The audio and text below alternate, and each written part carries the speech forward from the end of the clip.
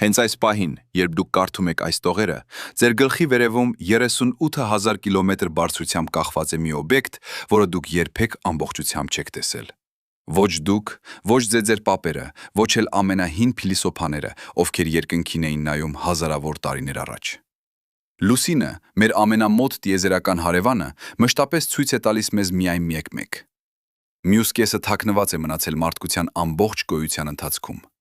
Սա ոչ թե պատահականություն է, այլ տիեզերքի ամենաճշգրիտ պարային շարժումներից մեկի արդյունք։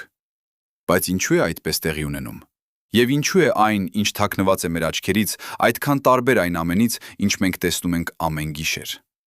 Պատկերացրեք, որ դուք ապրում եք մի աշխարհում, որտեղ երբեք չեք տեսել ձեր լավագույն ընկերոջ դեմքի մյուս կեսը։ Ամեն անգամ, երբ նայում եք նրան, նա ցույց է տալիս միայն ձախ կողմը։ Դուք գիտեք, որ աջ կողմը գոյություն ունի, բայց երբեք չեք կարող այն տեսնել։ Հենց այդպես է մարդկությունը վերաբերվել լուսնին վերջին 3 միլիոն տարիների ընթացքում։ Մենք տեսել ենք նույն լեռները, նույն հովիտները, նույն մութ ծովերը հազարավոր սերունդների ընթացքում։ Հին բաբելոնացիները տեսել են ճիշտ նույն լուսնային լանդշաֆտը, ինչ դուք տեսնում եք այսօր։ Եվ սա ամենաարտասովոր բանն է՝ լուսինը պտտվում է։ Նա պտտվում է իր առանցքի շուրջ։ Բայց ինչու մենք միշտ տեսնում ենք միայն մեկ կողմը։ Պատասխանը կայանում է մի երևույթի մեջ, որը աստղագետները անվանում են ափամերձ գրավում։ Երկրի ձգողական ուժը հազարավոր միլիոն տարիների ընթացքում դանդաղեցել է լուսնի պտույտը այնքան ճշգրիտ, որ նրա մեկ պտույտը իր առանցքի շուրջ հավասար է դարձել մեկ պտույտին երկրի շուրջ։ 37 օր, 7 ժամ, 41 րոպե և 36 վայրկյան։ Ճիշտ նույն ժամանակը երկու շարժման համար։ Սա նման է պարողների, ովքեր այնքան երկար են պարել միասին, որ դրանց քայլերը դարձել են բացարձակ սինխրոն։ Բայց այս պարը սկսվել է ոչ թե տասնամյակներ, այլ միլիարդավոր տարիներ առաջ։ Երբ լուսինը առաջին անգամ ձևավորվեց, մոտավորապես 4 միլիարդ 500 միլիոն տարի առաջ, նա պտտվում էր շատ ավելի արագ։ Մի օր լուսնի վրա տևում էր ընդամենը 6 ժամ։ Պատկերացրեք, արևածագը և մայրամուտը փոխվում էին 4 անգամ ավելի արագ, քան երկրի վրա։ Բայց երկիրը, լինելով 81 անգամ ավելի զանգվածային, սկսեց իր ձգողական ուժով բռնել լուսնի մակերեսի վրա գտնվող բարձրացումները։ Ամեն անգամ, երբ լուսինը փորձում էր պտտվել, երկրի ձգողությունը քաշում էր նրա մոտակա կողմը ավելի ուժեղ, քան հեռավոր կողմը։ Սա ստեղծում էր մի փոքրիկ արգելակող ուժ։ Փոքրիկ, բայց անընդհատ։ Հազարավոր միլիոն տարիների ընթացքում այս փոքրիկ ուժը կատարեց հրաշք։ Լուսնի պտույտը դանդաղեց։ 6 ժամից դարձավ 12, հետո 20, հետո 30, մինչև վերջապես մոտավորապես 3 միլիարդ տարի առաջ լուսինը կողպեքվեց։ Նրա պտույտը դարձավ բացարձակ սինխրոն իր ուղեցրային շարժման հետ։ Այդ պահից սկսած մարդկությունը երբ հայտնվեց, տեսավ միայն մեկ դեմք, միշտ նույնը, միշտ անփոփոխ։ Բայց ահա հարցը, որը տանջել է մարդկությանը հազարավոր տարիներ։ Ինչ կա մյուս կողմում։ Հին հույները կարծում էին, որ այնտեղ ապրում են աստվածներ։ Միջնադարյան աստղագետները հավատում էին, որ այն նույնական է տեսանելի կողմին։ 19-րդ դարի գիտնականները երազում էին մի օր այնտեղ թռչել։ Բայց ոչ ոք չգիտեր։ Ոչ ոք չէր կարող գիտենալ։ Մինչև 1959 թվականի հոկտեմբերի 7-րդը։ Այդ օրը խորհրդային Լունա 3 կայանը, պտտվելով լուսնի շուրջ, առաջին անգամ մարդկության պատմության մեջ տեսավ այն, ինչ թաքնված էր մեզանից միլիարդավոր տարիներ։ Երբ առաջին լուսանկարները ուղարկվեցին Երկիր, Մոսկվայի տիեզերական հետազոտությունների ինստիտուտում տիրեց լռություն։ Գիտնականները նայում էին էկրաններին և չէին կարող հավատալ։ Սա ոչ թե այն լուսինն էր, որին նրանք սովոր էին, սա ամբողջովին այլ աշխարհ էր։ Տեսանելի կողմը, որը մենք տեսնում ենք ամեն գիշեր, ծածկված է հսկայական հարթ տարածքներով, որոնք հին աստղագետները անվանել էին ծովեր։ Անհամության ծով, անձրևների ծով, հանգստության ծով։ Իհարկե, սրանք իրական ծովեր չեն։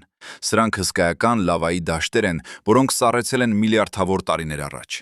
Բայց նրանք ստեղծում են այն ծանոթ նախշը, որը մենք տեսնում ենք մարդը լուսնի վրա, ճագար, կամ ինչպես տարբեր մշակույթներ են մեկնաբանել այդ մութ տարածքները։ Բայց հակառակ կողմը։ Հակառակ կողմը գրեթե ամբողջովին զուրկ էր այդ մութ ծովերից։ Փոխարենը անվերջ կրատերներ։ Հազարավոր, տասնյակ հազարավոր, միլիոնավոր կրատերներ, որոնք ծածկում էին ամբողջ մակերեսը։ Լուսնի հակառակ կողմը նման էր ռազմական դաշտի, որը ենթարկվել է անդադար հրետակոծման միլիարդավոր տարիների ընթացքում։ Եվ ամենաապշեցուցիչը, այնտեղ գտնվում էր ամենամեծ հայտնի կրատերը՝ արևային համակարգում։ Այն անվանեցին հարավային Բևեր Էյթքեն ավազան։ Այս կառույցը այնքան հսկայական է, որ դժվար է պատկերացնել։ 2500 կիլոմետր տրամագծով։ Եթե այն տեղադրեիք Եվրոպայի վրա, այն ծածկեր Լիսաբոնից մինչև Մոսկվա։ Եթե Ամերիկայի վրա, Նյու Յորքից մինչև Դենվեր։ Եվ խորությունը 8 կիլոմետր։ Սա ավելի խորը, քան Մարիանյան ծոցը Երկրի օվկիանոսներում։ Մի հարված, որը տեղի է ունեցել մոտավորապես 4 միլիարդ տարի առաջ, երբ մի հսկայական աստերոիդ 100 կիլոմետր տրամագծով բախվեց լուսնին այնպիսի ուժով, որ ցնցեց ամբողջ արբանյակը։ Բայց ինչու։ Ինչու է հակառակ կողմը այդքան տարբեր։ Ինչու է տեսանելի կողմը ունենում հարթ լավայի ծովեր, մինչդեռ հակառակ կողմը ծածկված է կրատերներով։ Պատասխանը կայանում է ճիշտ այնտեղ, որտեղ դուք գտնվում եք հենց այս պահին՝ Երկրի վրա։ Երբ լուսինը դեռ երիտասարդ էր, երբ նրա մակերեսը դեռ հեղուկ էր հրաբխային գործունեությունից, աստերոիդները եւ կոմետները անընդհատ հարվածում էին նրան։ Սա էր մեծ ուժ ռմբակոծումը։ Մի ժամանակաշրջան, մոտավորապես 4 միլիարդ տարի առաջ, երբ ներքին արևային համակարգը վերածվեց տիեզերական թիրախի։ Բայց ահա հիմնական տարբերությունը։ Երկիրը պաշտպանում էր մեկ կողմը։ Պատկերացրեք լուսինը որպես վահան, որը միշտ պահում է մեկ կողմը դեպի Երկիր։ Աստերոիդները, որոնք մոտենում էին ներքին արևային համակարգից, առաջին հերթին բախվում էին Երկրին կամ լուսնի տեսանելի կողմին։ Բայց Երկիրը, լինելով 81 անգամ ավելի զանգվածային, գրավում էր շատ ավելի շատ աստերոիդներ իր ձգողական դաշտով։ Նա գործում էր որպես հսկայական մագնիս, որը քաշում էր վտանգավոր օբյեկտները դեպի ինքը։ Լուսնի տեսանելի կողմը գտնվում էր Երկրի ստվերում, ոչ թե լուսային ստվերում, այլ պաշտպանության ստվերում։ Հակառակ կողմը չուներ այդպիսի պաշտպանություն։ Այն էր բաց տիեզերքը դիմագրավում առանց վահանի։ Ամեն աստերոիդ, որը շրջանցում էր Երկիրը, ամեն կոմետ, որը թռչում էր արտաքին համակարգից, ուներ ազատ ճանապարհ դեպի լուսնի հակառակ կողմը, եւ նրանք հարվածում էին, կրկին եւ կրկին, միլիոնավոր տարիների ընթացքում։ Ստեղծելով այդ անվերջ կրատերների լանդշաֆտը, որը տեսան Լունա 3-ի տեսախցիկները։ Բայց կրատերները միայն մի մասն են պատմության։ Ավելի խորը տարբերությունը կայանում է լուսնի կեղևի հաստության մեջ։ Երբ գիտնականները սկսեցին վերլուծել սեյսմիկ տվյալները, լուսնի երկրաշարժերի տվյալները, որոնք գրանցվել էին Ապոլոյի առաքելությունների ժամանակ տեղադրված սարքերի կողմից, նրանք հայտնաբերեցին ապշեցուցիչ բան։ Լուսնի կեղևը տեսանելի կողմում ավելի բարակ է, քան հակառակ կողմում։ Տեսանելի կողմում մոտավորապես 60 կիլոմետր, հակառակ կողմում մինչև 110 կիլոմետր։ Սա նշանակում է, որ լուսինը ասիմետրիկ է։ Նա ոչ թե կատարյալ գունդ է, այլ մի փոքր կնճիռ, ավելի հաստ կեղևով հակառակ կողմում։ Եվ այս ասիմետրիան ստեղծվել է հենց այն ժամանակ, երբ լուսինը դեռ ձևավորվում էր։ Երկրի ձգողական ուժը ազդում էր հեղուկ լուսնի վրա, ստեղծելով ափամերձ ուռուցք, մի բարձրացում դեպի Երկիր։ Երբ լուսինը սառեց, այս ուռուցքը մնաց որպես ավելի բարակ կեղև տեսանելի կողմում։ Եվ հենց այս բարակ կեղևն է, որը բացատրում է ծովերի գոյությունը։ Երբ հսկայական աստերոիդները հարվածում էին լուսնին, նրանք ստեղծում էին այնքան խոր կրատերներ, որ ճեղքում էին կեղևը։ Տեսանելի կողմում, որտեղ կեղևը բարակ էր, այս ճեղքերը հասնում էին մինչև մանթիա, լուսնի ներքին հեղուկ շերտը։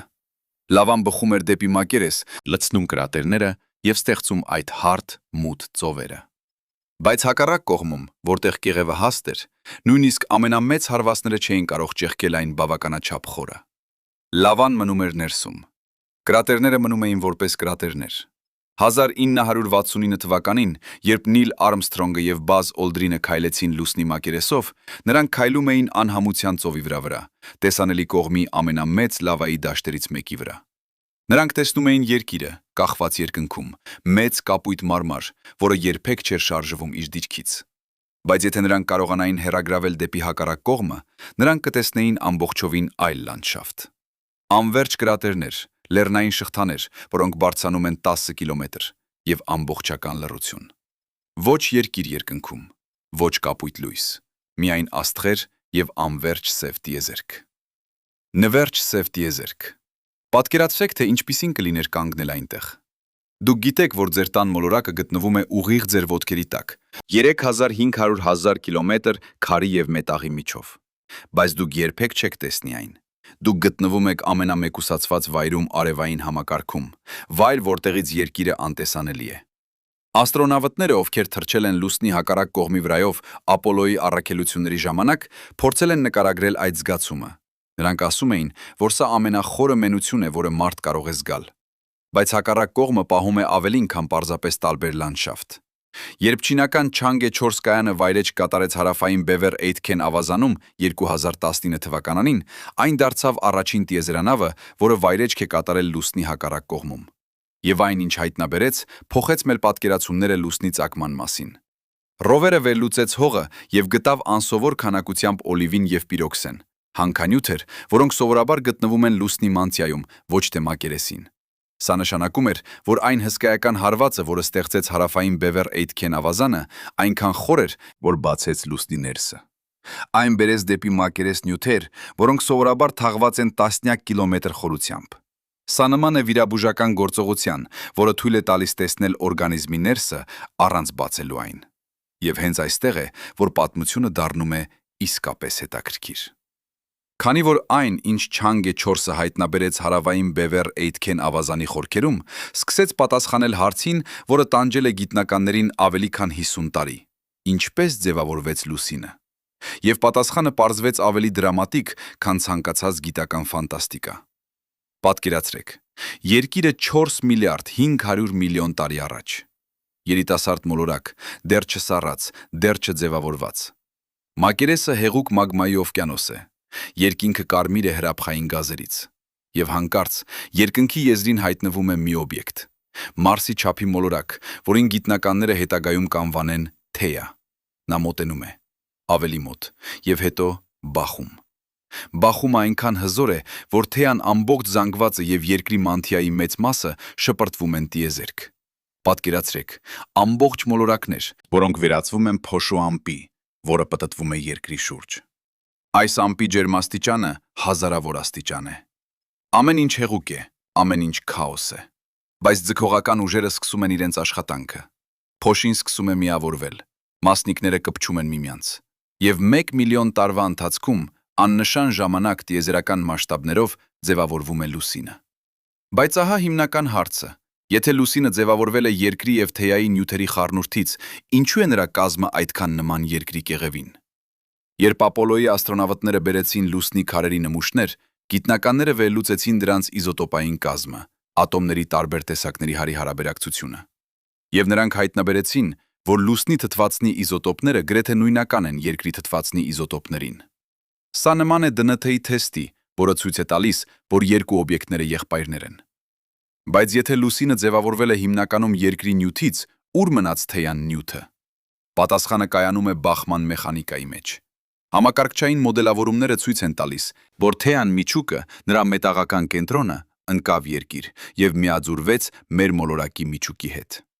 Բայց Թեյայի մանթիան և երկրի մանթիայի արտաքին շերտերը շպրտվեցին տիեզերք։ Եվ քանի որ երկրի մանթիան ավելի մեծ էր, լուսինը ձևավորվեց հիմնականում երկրի նյութից։ Մենք բառացիորեն նայում ենք երկրի կորցրած մասին, որը վերածվել է մեր արբանյակի։ Եվ հենց այս ծագումն է բացատրում լուսնի ասիմետրիան։ Երբ փոշու ամպը սկսեց միավորվել, երկրի ձգողական ուժը ազդում էր այն անհավասար կերպով։ Մոտ կողմը ավելի ուժեղ ձգողություն էր զգում, քան հեռավոր կողմը։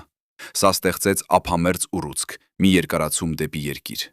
Երբ լուսինը սառեց, այս ուռուցքը մնաց որպես ավելի բարակ կեղև տեսանելի կողմում և ավելի հաստ կեղև հակառակ կողմում։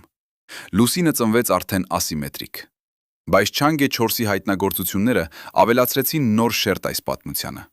Հարավային Բևեր Էյթքեն ավազանի խորքերում գտնված հանքանյութերը ցույց էին տալիս ոչ միայն լուսնի մանթիայի կազմը, այլև նրա ջերմային պատմությունը։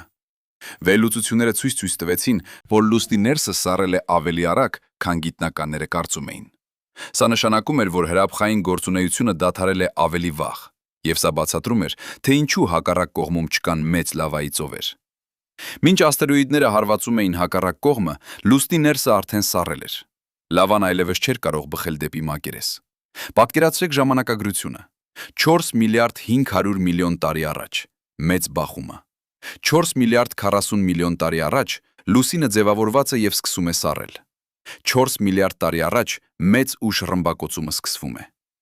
Հսկայական աստերոիդները հարվածում են երկու կողմերին էլ։ Բայց տեսանելի կողմում, որտեղ կեղևը բարակ է և ներսը դեռ տաք, լավան բխում է և ստեղծում ծովերը։ Հակառակ կողմում, որտեղ կեղևը հաստ է և ներսը արդեն սառել է, կրատերները մնում են որպես կրատերներ։ 3 միլիարդ 500 միլիոն տարի առաջ վերջին մեծ լավայի հոսքերը լցնում են անհամության ծովը տեսանելի կողմում։ Հակառակ կողմը մնում է անփոփոխ, եւ հետո լռություն։ 3 միլիարդ տարի գրեթե ոչինչ չի փոխվում։ Լուսինը դառնում է մեռած աշխարհ, ոչ հրաբուժներ, ոչ տեկտոնիկ սալեր, ոչ մթնոլորտ։ Միայն հազվադեպ աստերոիդների հարվածները, որոնք ավելացնում են նոր կրատերներ հին կրատերների վրա։ Մինչև մարդկությունը հայտնվում է եւ սկսում նայել վերև, բայց ահա հարցը, որը դեռ տանջում է գիտնականներին. ինչու է հարավային բևեռ Էյթքեն ավազանը գտնվում հենց հակառակ կողմում։ Սա ամենամեծ հարվածային կառույցն է լուսնի վրա, հավանաբար ամենամեծը ամբողջ արևային համակարգում։ Պատահականություն է, որ այն գտնվում է այն կողմում, որը մենք երբեք չենք տեսնում։ Թե կա ավելի խորը կապ։ Մի տեսություն ասում է, որ այս հարվածն էր, որը վերջնականապես կողպեքեց լուսնի պտույտը։ Պատկերացրեք, հսկայական աստերոիդ 100 կիլոմետր տրամագծով բախվում է լուսնին այնպիսի ուժով, որ ստեղծում է 8 կիլոմետր խորությամբ ավազան։ Այս հարվածը ոչ միայն ստեղծեց կրատեր, այլև փոխեց լուսնի զանգվածի բաշխումը։ Ավազանը լցվեց ավելի խիտ նյութով, մանթիայի հանքանյութերով։ Սա ստեղծեց զանգվածային անոմալիա, տարածք, որտեղ ձգողությունը ավելի ուժեղ է։ Եվ երկրի ձգողական ուժը, որը արդեն դանդաղեցնում էր լուսնի պտույտը, բռնեց այս զանգվածային անոմալիան եւ քաշեց այն դեպի հակառակ կողմը, հեռու երկրից։ Սա նման է ծանրության կենտրոնի տեղափոխման, որը փոխում է օբյեկտի հավասարակշռությունը։ Լուսինը շրջվեց այնպես, որ ամենամեծ զանգվածային անոմալիան հայտնվեց հակառակ կողմում, եւ այնտեղ մնաց, հավերժ։ Բայց սա միայն մի տեսություն է։ Մյուս տեսությունը հասությունը ասում է, որ հարավային բևեռ Էյթքեն ավազանը ձևավորվել է արդեն այն բանից հետո, երբ լուսինը կողպեքվել էր։ Որ այն պարզապես պատահականություն է, որ ամենամեծ հարվածը տեղի ունեցավ հակառակ կողմում։ Բայց պատահականությունները տիեզերքում հազվադեպ են լինում իսկապես պատահական։ Ինչպես էլ որ լինի, հարավային բևեռ Էյթքեն ավազանը դարձել է ամենահետաքրքիր վայրը լուսնի վրա գիտնականների համար, քանի որ այն թույլ է տալիս տեսնել լուսնի ներսը առանց փորելու։ Այն նման է բնական հորատանցքի, որը բացում է միլիարդավոր տարիների պատմությունը, եւ հենց այդ պատճառով NASA-ն պլանավորում է ուղարկել առաքելություն այնտեղ մոտակա տասնամյակում։ Բայց հարավային բևեռ Էյթքեն ավազանը պահում է եւս մեկ գաղտնիք։ Նրա հատակի մի մասը գտնվում է մշտական ստվերում։ Կան կրատերներ այնտեղ, որոնց խորքերը երբեք չեն տեսել արևի լույսը վերջին 2 միլիարդ տարիների ընթացքում։ 2 միլիարդ տարի մշտական գիշեր։ Եվ այդ ստվերներում ջերմաստիճանը իջնում է -240 աստիճանի։ Սա ավելի ցուրտ է, քան Պլուտոնի մակերեսը, եւ այդ ծայրահեղ ցրտում կարող է պահպանվել ջուր։ Սառցե ջուր, որը հասել է այնտեղ կոմետների հետ միլիարդավոր տարիներ առաջ։ Պատկերացրեք, ջուր լուսնի վրա։ Ոչ հեղուկ ջուր իհարկե, բայց սառցե բյուրեղներ, թաքնված մշտական ստվերների խորքերում։ Սա կարող է լինել ամենաարժեքավոր ռեսուրսը ապագա լուսնային բազաների համար։ Քանի որ ջուրը կարող է տրոհվել թթվածնի եւ ջրածնի, թթվածին շնչելու համար, ջրածինը վառելիքի համար։ Մի լուսնային բազա հարավային բևեռ Էյթքեն ավազանում կարող է լինել ինքնաբավ, կարող է լինել մարդկության առաջին իսկական տիեզերական գաղութը։ Բայց մինչ այդ, լուսնի հակառակ կողմը մնում է ամենամեկուսացված վայրը, որը մարդիկ են այցելել։ Ապոլո 10, 11, 12, 13, 14, 14, 15, 16 եւ 17 առաքելությունների ժամանակ աստրոնավտները թռչել են լուսնի հակառակ կողմի վրայով։ Եվ ամեն անգամ, երբ նրանք անցնում էին լուսնի եզրից եւ կորցնում կապը երկրի հետ, նրանք մտնում էին ամբողջական լռության մեջ։ Պատկերացրեք այդ պահը։ Դուք տիեզերանավի մեջ եք, պտտվում եք լուսնի շուրջ։ Ռադիոն փշրում է Հյուսթոնի հետ վերջին խոսակցությունը։ Տեսնվենք մյուս կողմում։ Եվ հետո լռություն։ Ամբողջական լռություն։ Ոչ ռադիո ազդանշաններ, ոչ երկիր երկնքում, ոչ ծանոթ ձայներ։ Դուք գտնվում եք 3500 կիլոմետր հեռավորության վրա տնից, եւ ամբողջ մոլորակը թաքնված է ձեր ոտքերի տակ։ Դուք ամենամենակ մարդն եք տիեզերքում։ Ապոլո 11-ի աստրոնավտ Մայքլ Քոլինսը, որը մնաց հրամանատար մոդուլում, մինչ Արմսթրոնգը եւ Օլդրինը վայրեջք էին կատարում, նկարագրել է այդ զգացումը։ Նա ասել է, որ երբ գտնվում էր լուսնի հակառակ կողմի վրա, նա զգում էր ոչ թե վախ, այլ խորը հանգստություն։ Նա գիտեր, որ եթե ինչ-որ բան սխալ գնար, ոչ ոք չէր կարող օգնել նրան։ Բայց նա նաև զգում էր, որ գտնվում է վայրում, որտեղ ոչ մի մարդ երբեք չի եղել։ Որ նա տեսնում է բան, որը թաքնված է եղել մարդկությունից ամբողջ դրա գոյության ընթացքում։ Եվ ինչ էր տեսնում նա։ Անվերջ կրատերներ, որոնք ձգվում էին մինչև հորիզոն։ Լեռնային շղթաներ, որոնք բարձր հորիզոն։ Լեռնային շղթաներ, որոնք գտնվում էին 10 կիլոմետրով։ Անպատերազտ բնակիցներ, որոնք գտնվում էին ամենակարևոր համակարգի մեջ։ Այս բնակիցները կենսական կերպով հետաքրքիր են։ Ես նրանց մասին պատմել եմ մեկ էջով։ Կարող եք սկսել էլ հիմա։ Ոչ միայն այս կամ էլ նոր տարին։ Ամեն տարի մենք միասին կհամաձայնենք, թե որքան հետաքրքիր է մեր կենսական իրավունքը։ Ձրանում էին 10 կիլոմետր, ավելի բարձր, քան Էվերեստը։ Ավազաններ, որոնք այնքան խոր էին, որ նրանց հատակը կորչում էր ստվերների մեջ։ Եվ ամբողջական լռություն։ Ոչ քամի, ոչ ջուր, ոչ կյանք։ Միայն քարը եւ փոշին, որոնք մնացել են անփոփոխ միլիարդավոր տարիների ընթացքում։ Բայց Քոլինսը նաև տեսավ ինչ-որ բան, որը փոխեց նրա ընկալումը լուսնի մասին։ Երբ նա նայում էր հարավային Բևեր Էյթքեն ավազանին, այդ հսկայական սպիտակ սպիի, որը ձգվում էր հորիզոնից հորիզոն, նա հասկացավ, որ լուսինը ոչ թե մեռած աշխարհ է, այն պատմություն է։ Ամեն կրատեր, ամեն լեռ, ամեն ժայռ պատմում է մի պատմություն արևային համակարգի ծննդյան, աճի եւ փոփոխության մասին։ Լուսինը գիրք է, որը գրված է քարի վրա, եւ հակառակ կողմը ամենաերկար գլուխն է այդ գրքում։ Երբ Քոլինսը վերադարձավ երկիր եւ նրան հարցրեցին, թե ինչ էր ամենաապշեցուցիչ բանը, որ նա տեսավ, նա չպատասխանեց երկիրը տիեզերքից կամ լուսնի մակերեսը։ Նա ասաց. լռությունը լուսնի հակառակ կողմում։ Քանի որ այդ լռության մեջ նա լսեց ինչ-որ բան, ոչ թե ձայն, այլ բացակայություն։ Բացակայություն բոլոր այն ձայների, որոնք մենք սովոր ենք երկրի վրա։ Եվ այդ բացակայության մեջ նա հասկացավ, թե որքան հազվագյուտ է կյանքը, որքան թանկարժեք է մեր մոլորակը, որքան փոքր ենք մենք տիեզերական մասշտաբներով։ Բայց լուսնի հակառակ կողմը պահում է ևս մեկ գաղտնիք, որը կարող է լինել ամենակարևորը։ Քանի որ այն ամենամեկուսացված վայրն է երկրի մոտակայքում, այն կատարյալ վայր է ռադիոտելեսկոպի համար։ Երկրից գալիս են միլիարդավոր ռադիոազդանշաններ, հեռուստատեսություն, ռադիո, բջջային հեռախոսներ, Wi-Fi։ Այս ազդանշանները աղմկում են ամբողջ տիեզերքը մեր շուրջը, դարձնելով անհնար լսել թույլ ազդանշանները հեռավոր աստղերից։ Բայց լուսնի հակառակ կողմում, որտեղ ամբողջ լուսինը գործում է որպես վահան, կա ամբողջական ռադիոլռություն։ Պատկերացրեք ռադիոտելեսկոպ, տեղադրված հարավային Բևեր Էյթքեն ավազանի հատակին։ Այն կարող է լսել ազդանշաններ, որոնք միլիարդավոր լուսատարի հեռավորության վրա են։ Կարող է հայտնաբերել ցածր հաճախականության ռադիոալիքներ, որոնք երբեք չեն հասնում երկրի մակերես, արգելափակված մթնոլորտի կողմից։ Կարող է տեսնել տիեզերքի առաջին աստղերը, որոնք վառվեցին 13 միլիարդ տարի առաջ։ Կարող է նույնիսկ որոնել ազդանշաններ այլ մոլորակային քաղաքակրթություններից։ Եվ հենց այդ պատճառով գիտնականները երազում են կառուցել ռադիոտելեսկոպ լուսնի հակառակ կողմում։ Ոչ թե փոքր տելեսկոպ, այլ հսկայական շարք, հարյուրավոր անտենաներ, որոնք տարածված են տասնյակ կիլոմետրների վրա։ Տելեսկոպ, որը կարող է լսել տիեզերքի ծննդյան ազդանշանները, մեծ պայթյունից անմիջապես հետո։ Տելեսկոպ, որը կարող է պատասխանել հարցերին, որոնք մենք նույնիսկ դեռ չգիտենք, թե ինչպես տալ։ Բայց սա ապագայի երազանք է։ Այժմ լուսնի հակառակ կողմը մնում է գրեթե անհասանելի։ Միայն 3 երկրներ են ուղարկել տիեզերանավեր, որոնք վայրեջք են կատարել այնտեղ՝ Խորհրդային Միությունը, Չինաստանը եւ Հնդկաստանը։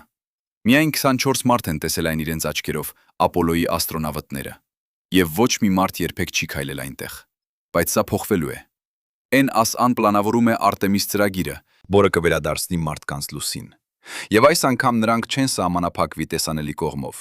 Նրանք պլանավորում են հետազոտել հարավային Բևերը, որտեղ տեսանելի եւ հակառակ կողմերը հանդիպում են։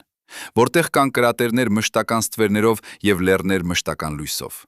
Որտեղ կարող է լինել ջուր եւ արևային էներգիա միաժամանակ։ Եվ եթե այդ առաքելությունները հաջողվեն, եթե մենք կառուցենք մշտական բազա լուսնի վրա, ապա լուսնի հակառակ կողմը այլևս չի լինի անհասանելի։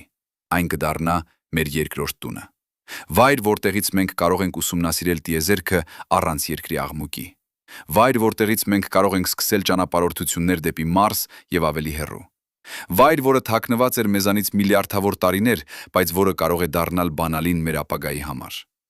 Քանի որ լուսնի հակառակ կողմը ոչ թե պարզապես տարբեր լանդշաֆտ է, այն հայելի է, որը ցույց է տալիս մեզ, թե ինչպես է տիեզերքը ստեղծում եւ ոչնչացնում աշխարհները։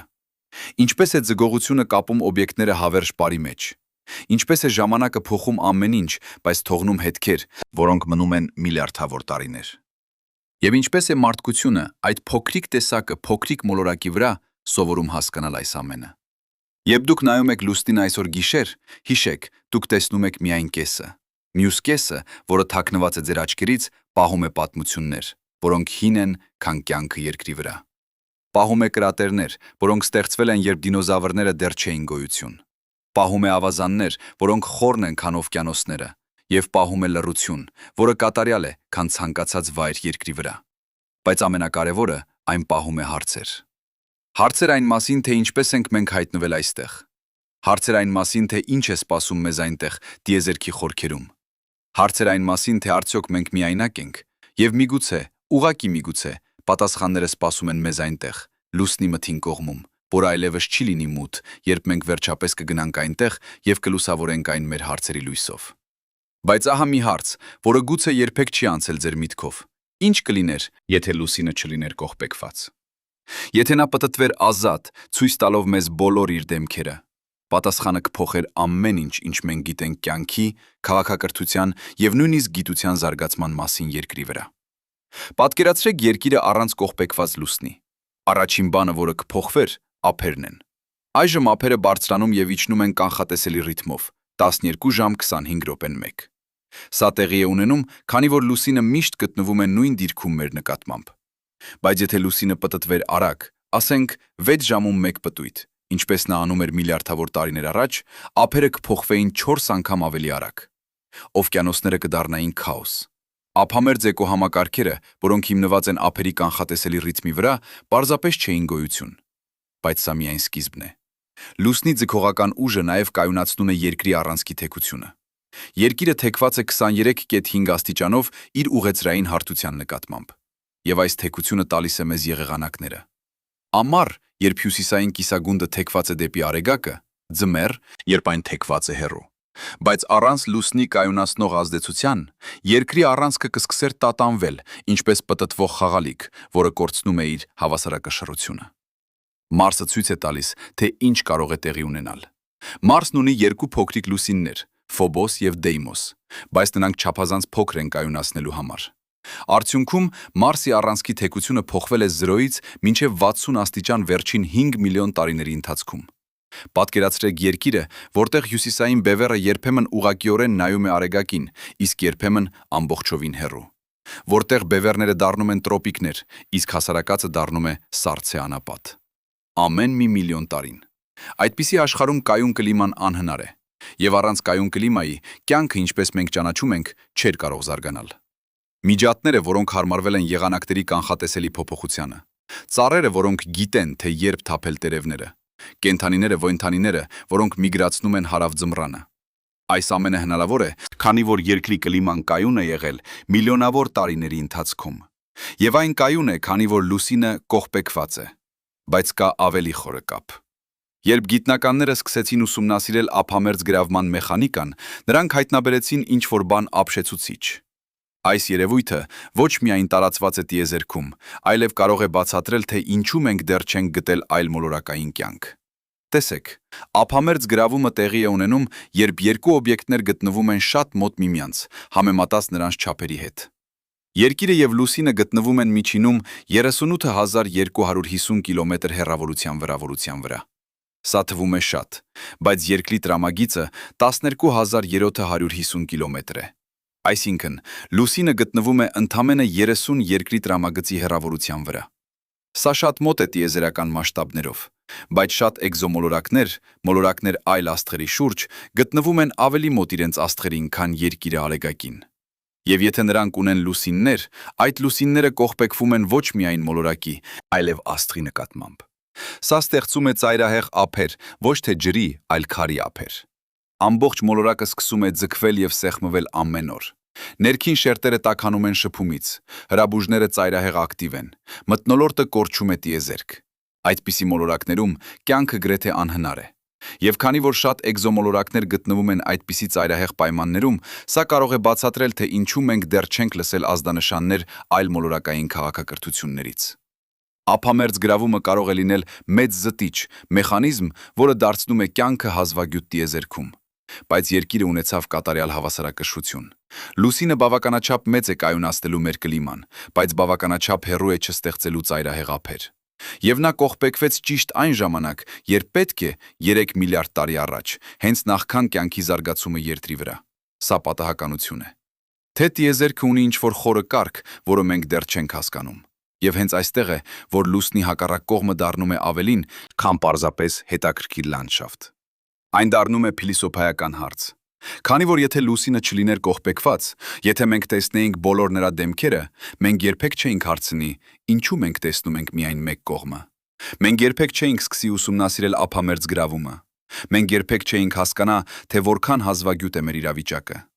Լուսնի թաքնված կողմը սովորեցրեց մեզ, որ տիեզերքը լի է բաներով, որոնք մենք չենք տեսնում,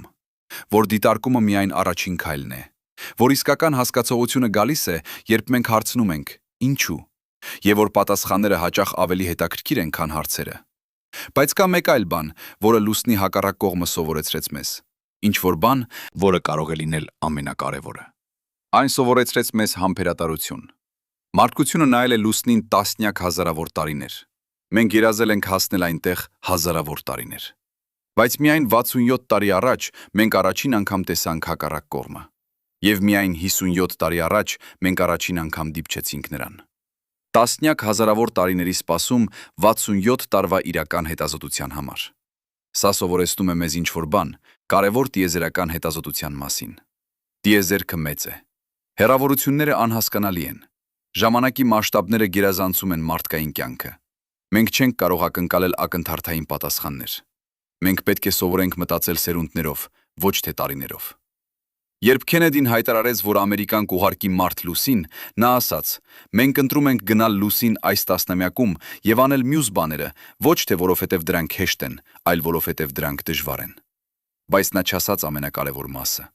Մենք ընտրում ենք գնալ լուսին, որովհետեւ դա սովորեցնում է մեզ, թե ինչպես լինել տիեզերական տեսակ։ Ինչպես մտածել ավելի մեծ, քան մեր անհատական կյանքները։ Ինչպես կառուցել ինչ-որ բան, որը կտևի սերունդներ։ Եվ լուսնի հակառակ կողմը կատարյալ սիմվոլ է այս դասի համար, քանի որ այն միշտ եղել է այնտեղ սպասելով։ Ոչ միշտապողություն, ոչ մի անհամբերություն, պարզապես սպասում, մինչև մարդկությունը պատրաստ կլինի հասկանալու։ Բայց հիմա, երբ մենք պատրաստ ենք, երբ մենք ունենք տեխնոլոգիան եւ գիտելիքները, լուսնի հակառակ կողմը սկսում է բացահայտել իր ամենախորը գաղտնիքները։ Եվ այդ գաղտնիքները կարող են փոխել ամեն ինչ։ Վերցրեք օրինակ զանգվածային կենտրոնացումները։ Երբ Lunar Reconnaissance Orbiter-ը սկսեց մանրամասն քարտեզագրել լուսնի ձգողական դաշտը, այն հայտնաբերեց տարօրինակ անոմալիաներ։ Կային տարածքներ, հատկապես հակառակ կողմում, որտեղ ձգողությունը ավելի ուժեղ էր, քան պետք է լիներ։ Սա նշանակում էր, որ այնտեղ կար ավելի շատ զանգված, քան տեսանելի էր մակերեսից։ Առաջին տեսությունը եղավ, որ սրանք հսկայական մետաղական աստերոիդների մնացորդներ են, որոնք թաղված են լուսնի ներսում։ Բայց հետագա հետազոտությունները ցույց տվեցին ավելի հետաքրքիր բան։ Այս միսին մարդկանց համար կարևոր չէր նախատեսել մինչև հիմա։ Այն հանգեցավ նրան, որ մինչև հիմա մենք ունենք միայն ավելի շատ գոյատեղական գործոններ եւ միայն հասկանալու մի մոտեցումներ, որ մեր շրջունքները օգտագործում են։ Օրինակը, Սուրբ Գրիգոր Մանուկյանը ստեղծեց մի վերլուծություն մասին, թե ինչու է Աստված նվազեցել երկրի վրա։ Այդ վերլուծությունը ստեղծվել է մի քանի դեռ շատ երկար ժամանակ առանց հնչեցնելու հասկացանքով։ Ո՞վ է հասկանում այս մասին, թե հենց ով է մեզ համար երկացել, Աստված կամ մեզ համար մենք։ Այս հարցի տակ մարդիկ երկար ժամանակ է մտածում։ Ուստի հավելի հետաքրքիր բան։ Այս զանգվածային կենտրոնացումները կապված էին մեծ կրատերների հետ։ Եվ դրանք ստեղծվել էին ոչ թե աստերոիդների մետաղից, այլ մանթիայի նյութից, որը բարձրացել էր դեպի մակերես հարվածից հետո։ Պատկերացրեք, հսկայական աստերոիդ հարվածում է լուսնին այնպիսի ուժով, որ ճեղքում է կեղևը։ Մանթիայի նյութը, որը ավելի խիտ է, քան կեղևը, բարձրանում է դեպի մակերես։ Բայց այն չի հասցնում լիովին հասնել մակերես, նախքան լուսինը սառում է։ Այն մնում է այնտեղ, թաղված կեղևի տակ, ստեղծելով զանգվածային կենտրոնացում։ Եվ այս կենտրոնացումները ումները ազդում են ամեն ինչի վրա, որ թռչում է լուսնի վրայով։ Ապոլոյի առաքելությունների ժամանակ աստրոնավտները նկատեցին, որ նրանց ուղեցրերը փոքրինչ փոխվում էին, երբ նրանք թռչում էին որոշակի տարածքների վրայով։ Նրանք չգիտեին ինչու։ Հիմա մենք գիտենք, սրանք զանգվածային կենտրոնացումներն էին, որոնք քաշում էին տիեզերանավերը իրենց դեպի։ Սա նշանակում է, որ ապագա լուսնային ուղեցրերը պետք է հաշվի առնեն այս անտեսանելի ուժերը, այլապես տիեզերանավերը կարող են կործանվել։ Բայց զանգվածային կենտրոնացումները նաև տալիս են մեզ ինչ-որ բան արժեքավոր։ Նրանք քարտեզ են լուսնի ներքին կառուցվածքի։ Ամեն կենտրոնացում պատմում է պատմություն հարվածի մասին, որը տեղի է ունեցել միլիարդավոր տարիներ առաջ։ Ամեն անոմալիա ցույց է տալիս, թե որտեղ է մանթիան բարձրացել դեպի մակերես։ Եվ ուսումնասիրելով այս քարտեզը, մենք կարող ենք վերակառուցել լուսնի ամբողջ պատմությունը, առանց փորելու 1 միլիմետր։ Սա նման է բժշկական ՄՌՏ սկանավորման, բայց ամբողջ մոլորակի համար։ Մենք տեսնում ենք ներսը, օգտագործելով ձգողությունը որպես մեր լույս։ Եվ այն, ինչ մենք տեսնում ենք, ապշեցուցիչ է։ Հակառակ կողմի կեղևը ոչ միայն ավելի հաստ է, այլև ավելի անհամասեռ։ Կան տարածքներ, որտեղ կեղևը հասնում է 120 կիլոմետր խորության։ Սա գրեթե կրկնակի է տեսանելի կողմի միջին հաստությունից։ Եվ այս հաստ կեղևը ստեղծում է ինչ-որ բան անսովոր։ Այն գործում է որպես ջերմային մեկուսացում, որը պահպանում է ներքին ջերմությունը։ Սա նշանակում է, որ լուսնի հակառակ կողմի ներսը կարող է լինել ավելի տաք, քան տեսանելի կողմի ներսը։ Եվ եթե այն ավելի տաք է, դա նշանակում է, որ այնտեղ կարող է լինել հեղուկ նյութ։ Ոչ թե մակերեսին իհարկե, բայց խորը ներսում տասնյակ կիլոմետր խորությամբ կարող է լինել հեղուկ մագմայի գրպաններ։ Սա հիմնովին փոխում է մեր պատկերացումները լուսնի մասին որպես մեռած աշխարհի։ Եթե այնտեղ դեռ կա հեղուկ նյութ, դա նշանակում է, որ լուսինը դեռ կենդանի է։ Ոչ այնպես, ինչպես երկիրը իհարկե, բայց ոչ էլ ամբողջովին մեռած։ Նա գտնվում է ինչ-որտեղ միջև, դանդաղ սառչող, դանդաղ մեռնող, բայց դեռ պահպանելով ջերմության մնացորդներ իր ծննդյան օրվանից։ Եվ եթե կան հեղուկ գրպաններ, դա նշանակում է, որ կարող են լինել լուսնային երկրաշարժեր։ Ոչ այնպիսիններ, ինչպիսիք մենք ունենք երկրի վրա, բայց փոքր ցնցումներ, երբ սառչող մագման ընդարձակվում է եւ ճեղքում շրջակա քարերը։ Եվ իսկապես, Ապոլլոյի սեյսմոմետրերը գրանցել են հազարավոր լուսնային երկրաշարժեր։ Շատերը եկել են խորը ներսից, 100 կիլոմետրից ավելի խորությունից։ Հենց այնտեղ, որտեղ պետք է լինեն հեղուկ գրպանները։ Բայց ամենաապշեցուցիչ հայտնագործությունը եկավ 2011 թվականին, երբ Գրեյլ առաքելությունը երկու նույնական տիեզերանավ, որոնք թռչում էին լուսնի շուրջ տանդեմով, հայտնաբերեց, որ լուսնի միջուկը դեռ մասամբ հեղուկ է։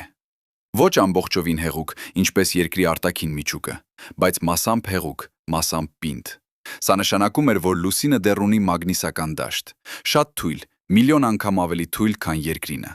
բայց այն գոյություն ունի։ Եվ սա բացում է հրաշալի հնարավորություն։ Եթե լուսինը դեռ ունի մագնիսական դաշտ, նույնիսկ թույլ, դա նշանակում է, որ նա կարող է պաշտպանել ապագա լուսնային բազաները արևային քամուց։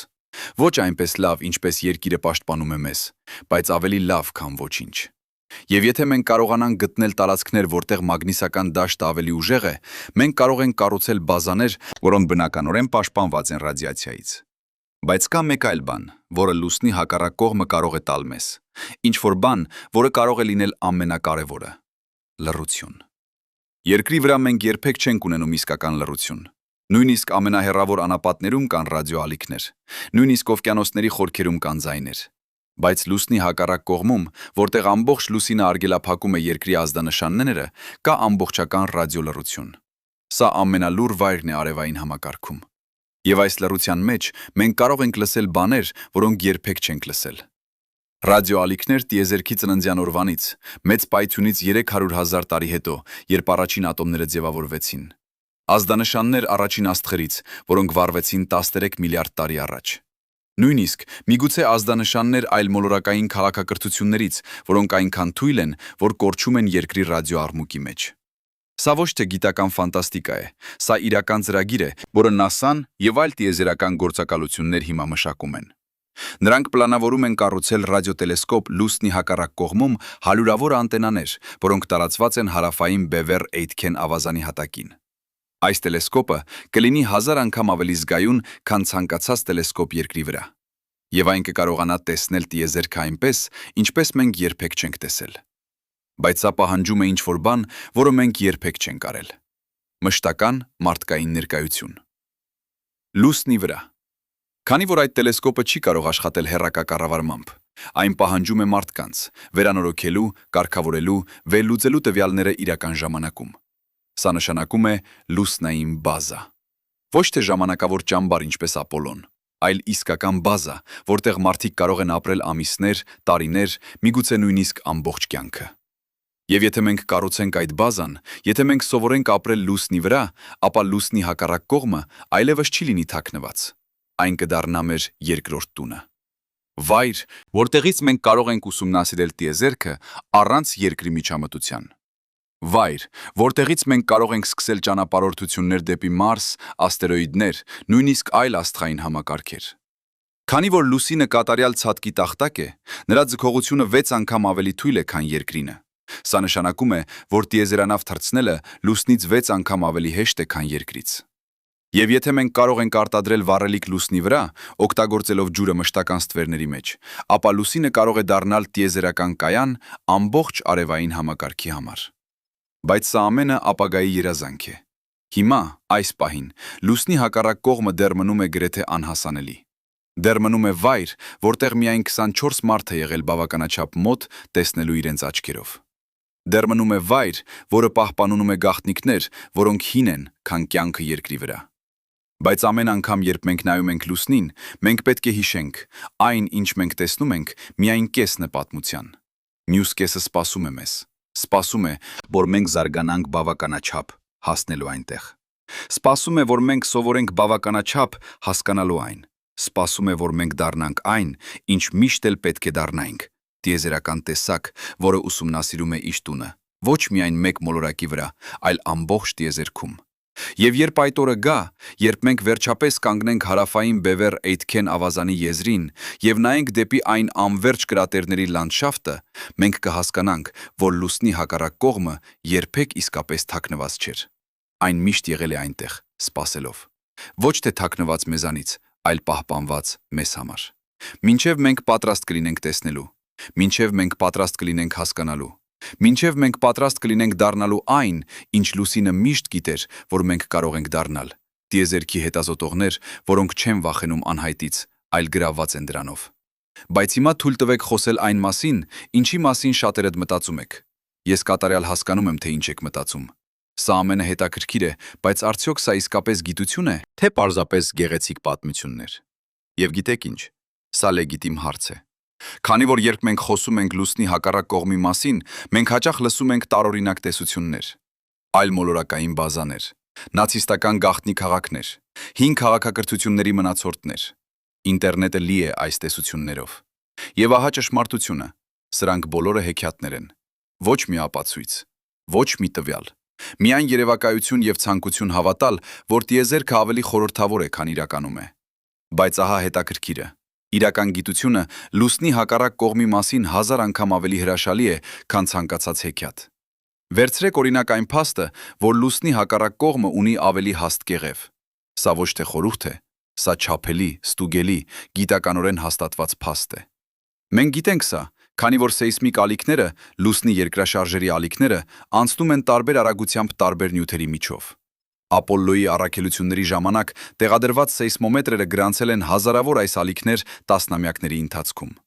Եվ վերլուծելով, թե որքան ժամանակ է պահանջվում ալիքներին անցնելու լուսնի միջով, գիտնականները կարողացան տեսնել ներսը։ Սա նման է բժշկական ուլտրաձայնի, բայց ամբողջ մոլորակի համար։ Եվ այն, ինչ նրանք տեսան, հաստատեց. հակառակ կողմի կեղևը իսկապես ավելի հաստ է։ Ոչ թե քիչ-քիչ, այլ զգալիորեն։ Տեսանելի կողմում միջինում 60 կիլոմետր, հակառակ կողմում մինչև 110 կիլոմետր որոշ տարածքներում։ Սա գրեթե կրկնակի տարբերություն է, բայց ահա հարցը, որը դեռ չունի վերջնական պատասխան։ Ինչու։ Ինչու է մեկ կողմը այդքան տարբեր մյուսից։ Մենք ունենք տեսություններ, լավ տեսություններ, որոնք հիմնված են ֆիզիկայի վրա, բայց մենք դեռ չունենք վերջնական ապացույց։ Եվ սա ճիշտ այն տեղն է, որտեղ իսկական գիտությունը տարբերվում է կեղծ գիտությունից։ Իսկական գիտությունը ասույթությունը ասում է. մենք չգիտենք, բայց ահա մեր լավագույն տեսությունը, հիմնված այն տվյալների վրա, որոնք մենք ունենք։ Կեղծ գիտությունը ասում է. մենք հաստատ գիտենք, եւ եթե դուք չեք հավատում, դուք կույր է։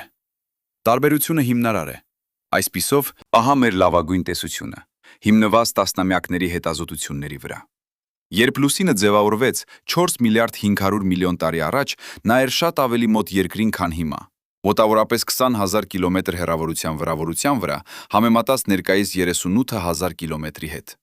Այս հեռավորությամբ երկրի ձգողական ուժը այնքան ուժեղ էր, որ լուսինը բառացիորեն ձգվում էր դեպի երկիր։ Պատկերացրեք երկու մագնիսներ, որոնք այնքան մոտ են, որ նրանցից մեկը սկսում է դեֆորմացվել։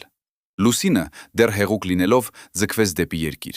Մոտ կողմը բարձրացավ, հեռավոր կողմը իջավ։ Սա ստեղծեց ափամերձ ուռուցք, մի երկարացում դեպի երկիր։ Եվ երբ լուսինը սառեց, այս ուռուցքը մնաց որպես ավելի բարակ կեղև մոտ կողմում։ Բայց կա երկրորդ գործոն։ Երկիրը ինքը էր տաք, շատ տաք։ Նրա մակերեսը դեռ հեղուկ մագմայի օվկիանոս էր, եւ այս տաքությունը ճառագայթվում էր դեպի տիեզերք։ Լուսնի մոտ կողմը, որը միշտ նայում էր երկրին, ստանում էր այս ջերմությունը։ Սա պահում էր այն ավելի տաք, ավելի երկար։ Ավելի տաք նշանակում է ավելի հեղուկ։ Ավելի հեղուկ նշանակում է, որ կեղևը կարող էր մնալ բարակ։ Հակառակ կողմը, որը երբեք չէր տեսնում երկիրը, սառում էր ավելի արագ։ Ավելի արագ սառում նշանակում է ավելի հաստ կեղև։ Սա նման է ջրի սառեցմանը։ Եթե դուք սառեցնում եք այն դանդաղ, ստանում եք բարակ սառույց։ Եթե սառեցնում եք արագ, հաստ սառույց։ Բայց սա միայն տեսություն է, լավ տեսություն, որը համապատասխանում է բոլոր տվյալներին, որոնք մենք ունենք։ Բայց դեռ տեսություն։ Եվ սա կարևոր է հասկանալ։ Գիտությունը ոչ թե բացարձակ ճշմարտություններ է, գիտությունը լավագույն բացատրություններ է, որոնք մենք կարող ենք տալ այն տվյալների հիման վրա, որոնք մենք ունենք այս պահին։ Եվ ահա ինչն է դարձնում լուսնի հակառակ կողմը այդքան կարևոր գիտության համար։ Այն թեստ է մեր տեսությունների համար։ Ամեն նոր առաքելություն, ամեն նոր հայտնագործություն կամ հաստատում է մեր տեսությունները, կամ ստիպում է մեզ փոխել դրանք։ Եվ երկու դեպքում էլ մենք սովորում ենք ինչ-որ բան նոր։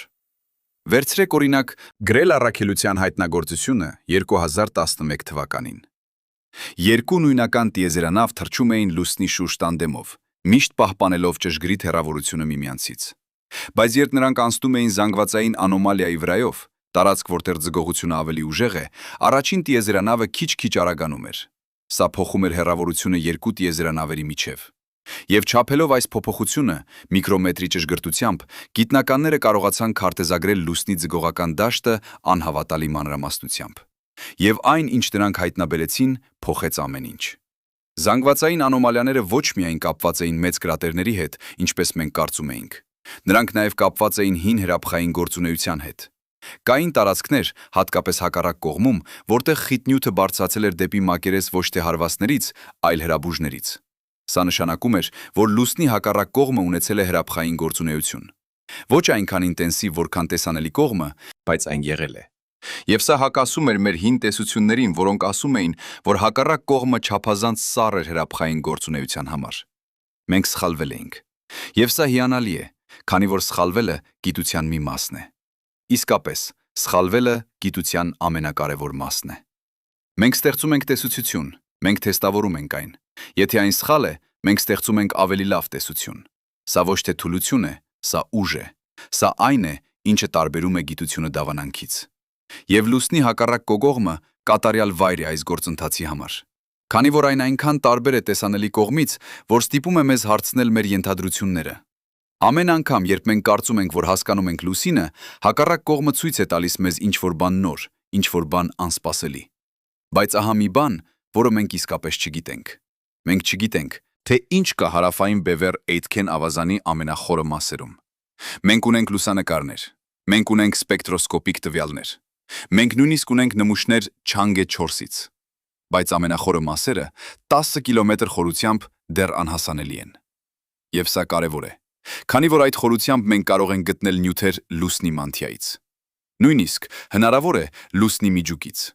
Սա կլինի ինչպես ժամանակի մեքենա, նյութեր, որոնք չեն փոխվել 4 միլիարդ 500 միլիոն տարի։ Նյութեր, որոնք կարող են պատմել մեզ ոչ միայն լուսնի ծագման մասին, այլև երկրի ծագման մասին։ Քանի որ լուսինը, հիշեք, ձևավորվել է երկրի նյութից։ Բայց հասնելու այնտեղ 10 կիլոմետր խորությամբ հարավային բևեռ Էյթքեն ավազանում պահանջում է ինչ-որ բան, որը մենք դեռ չունենք։ Մարդկային ներկայություն լուսնի վրա։ Ոչ թե ռոբոտներ, որոնք կարող են հավաքել մակերեսային նմուշներ,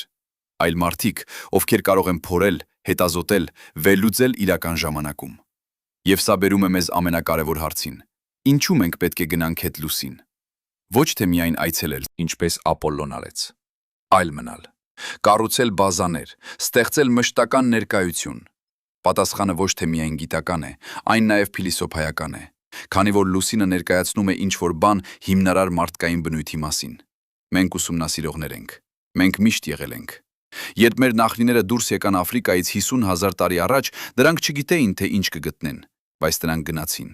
Երբ պոլինեզիացիները նավարկեցին Խաղաղ օվկիանոսով 2000 տարի առաջ, նրանք չգիտեին, թե արդյոք կան այլ կղզիներ, բայց նրանք գնացին։ Եվ հիմա մենք նայում ենք լուսնին, մեր ամենամոտ տիեզերական հարևանին, եւ մենք գիտենք, որ այնտեղ կան գաղտնիքներ, որոնք սպասում են բացահայտման։ Ինչպես կարող ենք չգնալ։ Բայց ահա ճշմարտությունը, որը շատ մարդիկ չեն հասկանում։ Գնալը լուսին ոչ թե միայն լուսնի մասին է, այն երկրի մասին է։ Ամեն տեխնոլոգիա, որը մենք զարգացնում ենք լուսնի համար, կյանքի պահպանման համակարգեր, ռեսուրսների օգտագործում, էներգիայի արտադրություն, կարող է օգտագործվել երկրի վրա։ Ամեն դաս, որը մենք սովորում ենք ապրելու ծայրահեղ միջավայրում, կարող է օգնել մեզ պահպանել մեր սեփական մոլորակը։ Վերցրեք օրինակ ջրի վերամշակումը։ Լուսնի վրա ջուրը ամենաթանկարժեք ռեսուրսն է։ Ամեն կաթիլ պետք է վերամշակվի, վերաօգտագործվի, պահպանվի։ Տեխնոլոգիաները, որոնք մենք զարգացնում ենք սրա համար, կարող են օգտագործվել երկրի անապատներում, որտեղ ջուրը նույնպես հազվագյուտ է։ Կարող են օգնել միլիարդավոր մարդկանց, ովքեր չունեն մաքուր խմելու ջուր։ Տան վերցրեք արևային էներգիան։ Լուսնի վրա, որտեղ չկա մթնոլորտ, արևային վահանակները 30%-ով ավելի արդյունավետ են, քան երկրի վրա։ Բայց նրանք նաև պետք է դիմանան ծայրահեղ ջերմաստիճանի տատանումներին, -170-ից մինչև գումարած 130 աստիճան։ Տեխնոլոգիաները, որոնք մենք զարգացնում ենք սրա համար, կարող են դարձնել արևային էներգիան ավելի արդյունավետ երկրի վրա։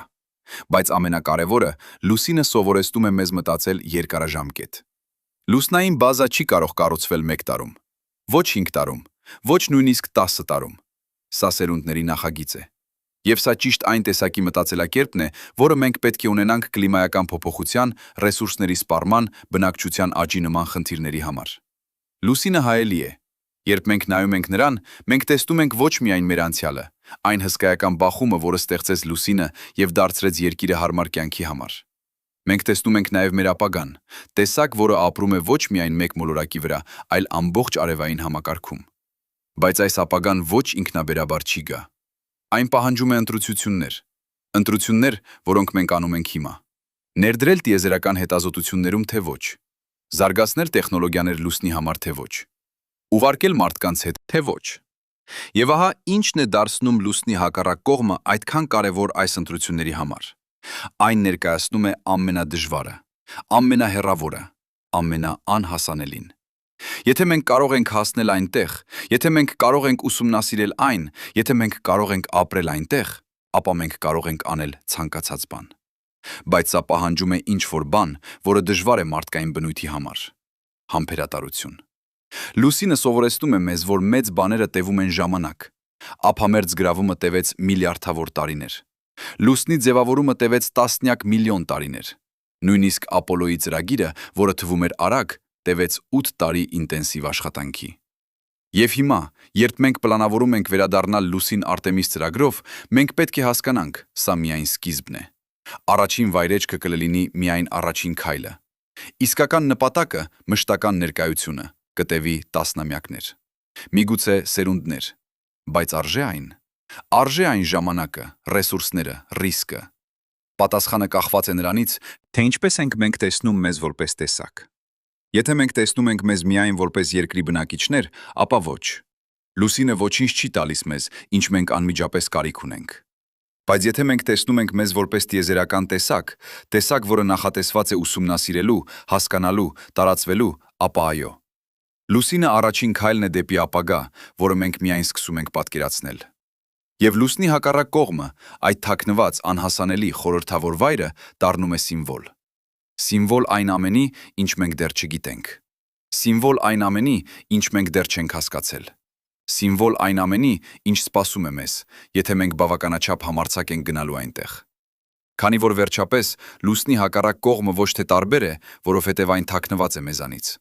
Այն տարբեր է, որովհետև այն ցույց է տալիս մեզ, թե ինչ է հնարավոր, երբ մենք համարձակվում ենք նայել այն ամենին, ինչ մենք չենք տեսնում։ Երբ մենք համարձակվում ենք հարցնել այն հարցերը, որոնց պատասխանները դեռ անհայտ են։ Երբ մենք համարձակվում ենք երազել այն ապագայի մասին, որը դեռ չի գոյություն։ Եվ երբ մենք վերջապես կանգնենք այնտեղ, հարավային Բևեր Էյթքեն ավազանի եզրին, նայելով այն անվերջ կրատերների լանդշաֆտին, որը ոչ մի մարդ երբեք չի տեսել իր աչքերով, մենք կհասկանանք։ Մենք ոչ միայն հասել ենք լուսնի հակառակ կողմը, մենք հասել ենք մեզ։ Այն մասին մեզ, որը միշտ գիտեր, որ մենք կարող ենք ավելին, քան պարզապես գոյատևել, որ մենք կարող ենք ուսումնասիրել, որ մենք կարող ենք հասկանալ, որ մենք կարող ենք դառնալ այն, ինչ տիեզերքը միշտ գիտեր, որ մենք կարող ենք դառնալ։ Աստղերի երեխաներ, ովքեր վերադառնում են տուն։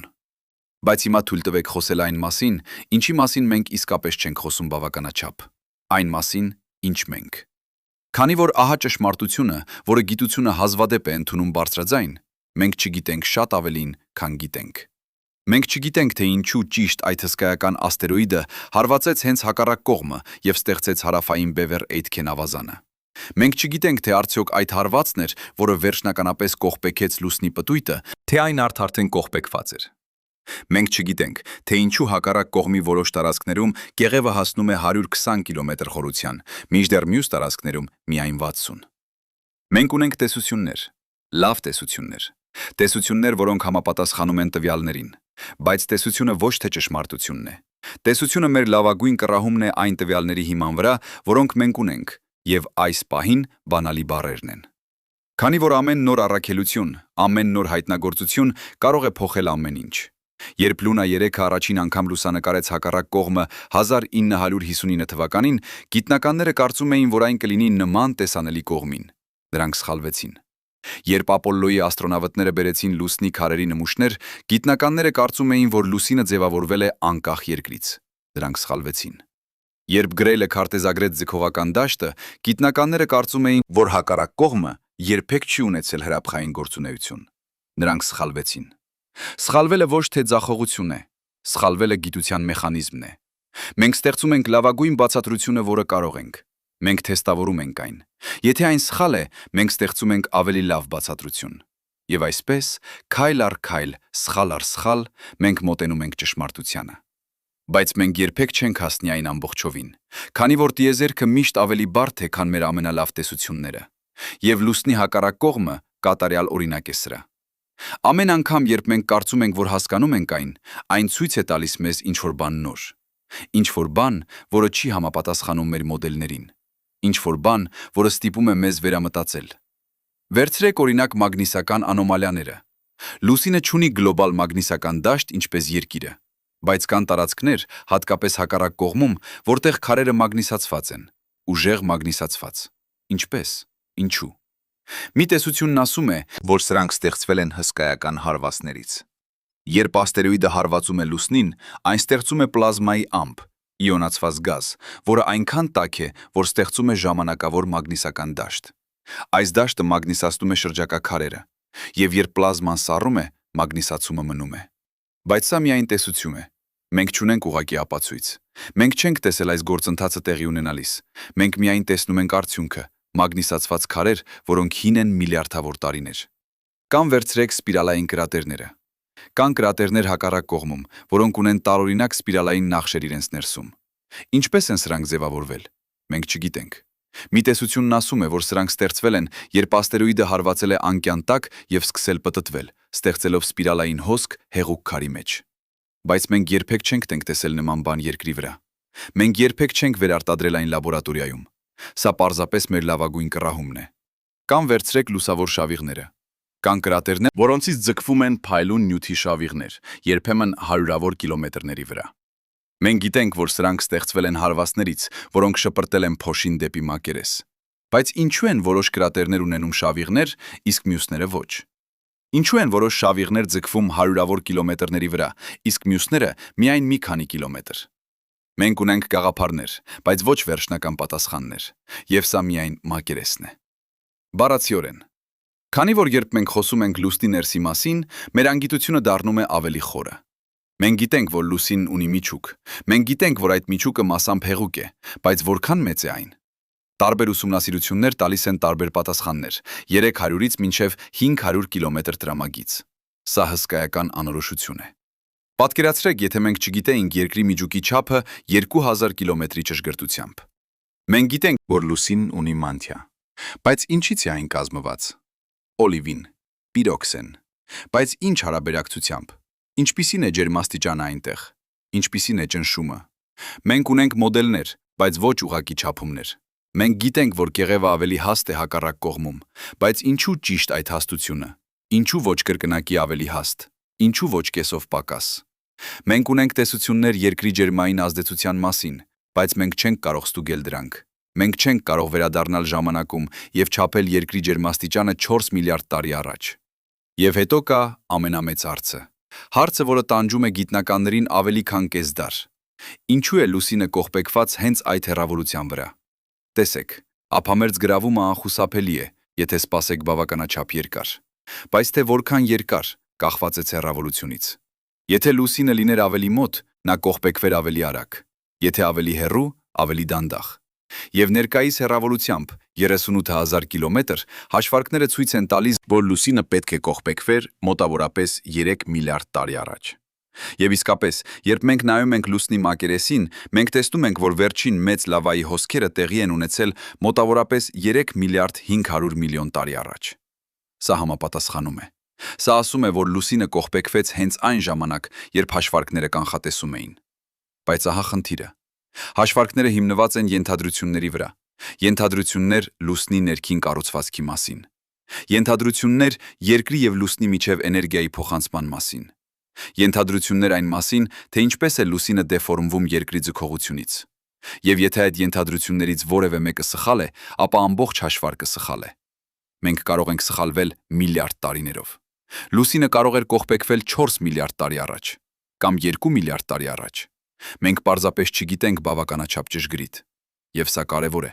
Քանի որ եթե լուսինը կողպեկվեց ավելի վաղ, քան մենք կարծում ենք, դա նշանակում է, որ երկրի կլիման կայունացվել է ավելի վաղ, ինչը նշանակում է, որ կյանքը կարող էր զարգանալ ավելի վաղ։ Ինչը կարող է բացատրել, թե ինչու մենք գտնում ենք կյանքի հետքեր 3 միլիարդ 800 միլիոն տարի հին քարերում։ Բայց եթե լուսինը կողպեկվեց ավելի ուշ, դա նշանակում է, որ երկրի կլիման անկայուն էր ավելի երկար։ Ինչը նշանակում է, որ կյանքը պետք է դիմակայեր ավելի ծայրահեղ պայմաններ։ Ինչը կարող է բացատրել, թե ինչու վաղ կյանքը այդքան պարզ էր, միայն միաբջիջ օրգանիզմներ միլիարդավոր տարիների ընթացքում։ Տեսնում եք խնդիրը։ Մի փոքր անորոշություն լուսնի պատմության մեջ ստեղծում է հսկայական անորոշություն երկրի պատմության մեջ։ Եվ երկրի պատմությունը մեր պատմությունն է։ Կյանքի պատմությունը, մարդկության պատմությունը։ Այսպիսով, երբ մենք ասում ենք, որ լուսնի հակառակ կողմը կարևոր է, մենք չենք խոսում միայն հետաքրքիր լանդշաֆտի մասին։ Մենք խոսում ենք մեր սեփական ծագման մասին, մեր սեփական գոյության մասին։ Այն հարցի մասին, որը տանջել է փիլիսոփաներին հազարավոր տարիներ։ Ինչու ենք մենք այստեղ։ Եվ պատասխանը գուցե մասամբ գրված է այն քարերի վրա, որոնք մենք երբեք չենք տեսել։ Այն կրատերների մեջ, որոնք թաքնված են մեզանից։ Այն գաղտնիքների մեջ, որոնք լուսնի հակառակ կողմը դեռ պահում է։ Բայց թույլ տվեք վերադառնալ այնտեղ, որտեղից սկսեցինք։ Հիշում եք առաջին հարցը։ Ինչու ենք մենք երբեք չտեսնում լուսնի հակառակ կողմը։ Հիմա մենք գիտենք պատասխանը։ Ափամերձ գրավում։ Ձգողական ուժերը, որոնք դանդաղեցրին լուսնի պտույտը միլիարդավոր տարիների ընթացքում, մինչև նա կողպեկվեց, միշտ ցույց տալով մեզ միայն մեկ դեմք։ Բայց ահա ավելի խորը հարցը։ Ինչու է սա կարևոր։ Ինչու պետք է մեզ հետաքրքրի, որ կա մի կողմ, որը մենք երբեք չենք տեսնում։ Քանի որ լուսնի հակառակ կողմը ավելին է, քան պարզապես լանդշաֆտ, այն մետաֆորա է։ Մետաֆորը այն ամենի համար, ինչ գոյություն ունի, բայց մենք չենք տեսնում։ Այն ամենի համար, ինչ իրական է, բայց թաքնված է մեր ուղակի դիտարկումից։ Մտածեք դրա մասին։ Ամեն օր դուք տեսնում եք լուսինը։ Դուք տեսնում եք նույն լեռները, նույն ծովերը, նույն կրատերները, եւ դուք կարող եք մտածել, որ դուք տեսնում եք լուսինը։ Բայց դուք տեսնում եք միայն կեսը։ Մյուս կեսը գոյություն ունի, բայց անտեսանելի է։ Սա ճիշտ չէ մեր ամբողջ փորձի համար։ Մենք տեսնում ենք տեսանելի լույսը, բայց ոչ ինֆրակարմիրը կամ ուլտրամանուշակագույնը։ Մենք լսում ենք ձայնի ալիքները, բայց ոչ ինֆրաձայնը կամ ուլտրաձայնը։ Մենք զգում ենք օբյեկտները, բայց ոչ ատոմները, որոնցից նրանք կազմված են։ Ամբողջ տիեզերքը լի է բաներով, որոնք գոյություն ունեն, բայց մենք չենք տեսնում։ Մութ նյութ, որը կազմում է 85% տիեզերքի զանգվածի, բայց մենք երբեք չենք հայտնաբերել մեկ մասնիկ։ Մութ էներգիա, որը արագացնում է տիեզերքի ընդարձակումը, բայց մենք չգիտենք, թե ինչ է այն։ Քվանտային դաշտեր, որոնք լցնում են դատարկ տիեզերքը, բայց մենք չենք կարող տեսնել դրանք։ Եվ լուսնի հակառակ կողմը հիշեցնում է մեզ սրա մասին։ Այն հիշեցնում է մեզ, որ իրականությունը ավելին է, քան այն, ինչ մենք տեսնում ենք, որ տիեզերքը լի է գաղտնիքներով, որոնք սպասում են բացահայտման, որ մեր ընկալումը սահմանափակ է, բայց մեր հասկացողությունը կարող է աճել։ Բայց ահա ամենահրաշալի մասը։ Լուսնի հակառակ կողմը այլևս ամբողջովին անտեսանելի չէ։ Մենք ուղարկել ենք տիեզերանավեր։ Մենք լուսանկարել ենք ամեն քառակուսի մետրը։ Մենք քարտեզագրել ենք ձգողական դաշտը։ Մենք նույնիսկ վայրեջք ենք կատարել այնտեղ։ Մենք վերցրել ենք ինչ-որ բան, որը թաքնված էր մեզանից մարդկության ամբողջ գոյության ընթացքում եւ դարձրել այն տեսանելի։ Մենք վերցրել ենք անհայտը եւ դարձրել այն հայտնի։ Ոչ ամբողջովին, ոչ կատարյալ, բայց բավականաչափ, հասկանալու, որ այն իրական է, որ այն հետաքրքիր է, որ այն արժե ուսումնասիրելու։ Եվ սա այն է, ինչ դարձնում է մարդկությանը հատուկ։ Ոչ թե մեր ուժը, ոչ թե մեր արարագությունը, ոչ թե մեր չափը, այլ մեր հետաքրքրասիրությունը։ Մեր ցանկությունը տեսնել այն, ինչ թաքնված է։ Մեր համարձակությունը գնալ այնտեղ, որտեղ ոչ ոք չի եղել։ Մեր կարողությունը վերցնել անհայտը եւ դարձնել այն հայտնի։ Լուսնի հակառակ կողմը թաքնված էր մեզանից 4 միլիարդ տարի, բայց մենք չդադարեցինք զնայել, մենք չդադարեցինք հարցնել, մենք չդադարեցինք փորձել հասկանալ։ Եվ վերջապես 67 տարի առաջ մենք տեսանք։ Բայց տեսնելը միայն առաջին քայլն է, հասկանալը երկրորդն է, եւ օգտագործելը այդ գիտելիքը բարելավելու մեր կյանքը, պահպանելու մեր մոլորակը, ընդարձակելու մեր ապագան երրորդն է։ Եվ սա բերում է մեզ վերջնական հարցին, որը ամենակարևորն է, ոչ թե ինչու ենք մենք երբեք չտեսնում լուսնի հակառակ կողմը, այլ ինչ ենք մենք անելու այն գիտելիքով, որը մենք ձեռք ենք բերել։ Քանի որ գիտելիքը ինքնին ոչինչ չէ, գիտելիքը միայն գործիք է, այնինչ մենք անում ենք այդ գործիքով, սա է, ինչ կորոշի մեր ապագան։ Մենք կարող ենք օգտագործել մեր գիտելիքը լուսնի մասին, կառուցելու բազաներ, որոնք կօգնեն մեզ ուսումնասիրել տիեզերքը։ Կամ մենք կարող ենք անտեսել այն եւ մնալ երկրի վրա, մինչեւ մեր ռեսուրսները սպառվեն։ Մենք կարող ենք օգտագործել մեր հասկացողությունը ափամերձ գրավման մասին, գտնելու այլ մոլորակներ, որոնք կարող են ունենալ կյանք։ Կամ մենք կարող ենք անտեսել այն եւ երբեք չգտնել մեր տիեզերական հարևաններին։ Մենք կարող ենք օգտագործել մեր փորձը լուսնի հետազոտության մեջ, սովորելու թե ինչպես աշխատել միասին որպես տեսակ, որպես մոլորակ, որպես քաղաքակրթություն։ Կամ մենք կարող ենք շարունակել մեր բաժանումները, մեր կոնֆլիկտները, մեր կարճատև մտածելակերպը։ Ընտրությունը մերն է, միշտ եղել է, միշտ կլինի։ Եվ այսպես, երբ դուք նայում եք լուսնին այսօր գիշեր, հիշեք սա։ Հիշեք, որ այն, ինչ դուք տեսնում եք, միայն կեսն է պատմության։ Բայց այդ կեսը բավական է, հիշեցնելու ձեզ, որ տիեզերքը լի է հրաշքներով։ Հիշեք, որ մյուս կեսը, որը թաքնված է ձեր աչքերից, պահում է գաղտնիքներ, որոնք կարող են փոխել ամեն ինչ, ինչ մենք գիտենք մեր ծագման, մեր ապագայի, մեր տեղի մասին տիեզերքում։ Հիշեք, որ մարդկությունը վերցրել է ինչ-որ բան, որը թաքնված էր միլիարդավոր տարիներ, եւ դարձրել այն տեսանելի։ Եվ եթե մենք կարողացանք անել սա, ինչ այլ բան կարող ենք անել։ Հիշեք, որ լուսինը ոչ թե պարզապես քար է երկնքում, այն մեր ուղեկից է, մեր պուստաշպանիչը, մեր ուսուցիչը եւ միգուցե մեր ապագան։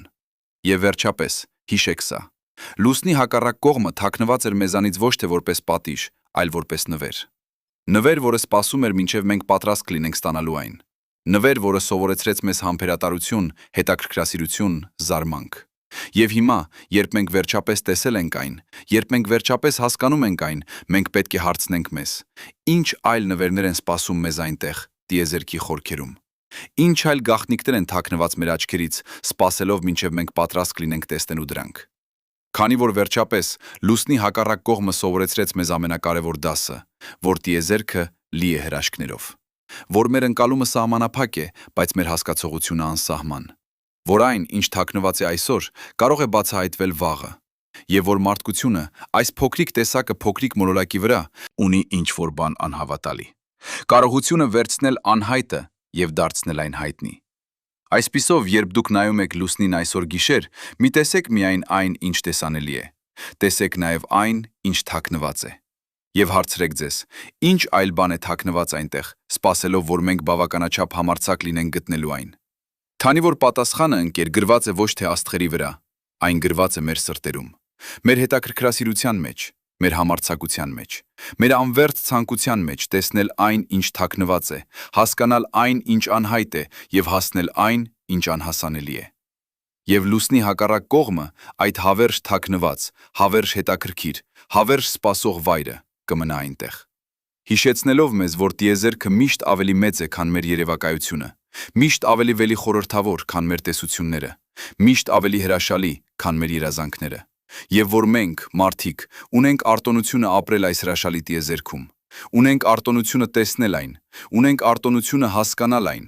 եւ միգուցե ամենակարևորը, ունենք արտոնությունը զարմանալ դրանով։